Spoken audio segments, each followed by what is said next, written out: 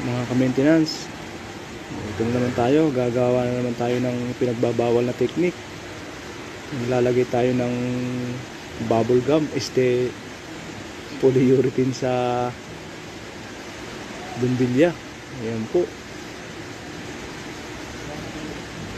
Marami kasi nangunguwas dito ng ilaw, siguro walang pambili. Kaya ang ginagawa na lang gumagamit din ng pinagbabawal na technique din.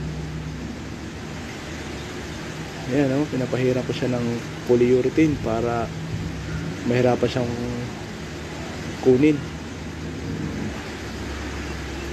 Siguro may alalupin ata yung dito. Kamag-anak siguro ni Lupin to, kaya hindi nahuhuli. Ayan, siguro naman mahirapan na siya magtanggal dyan.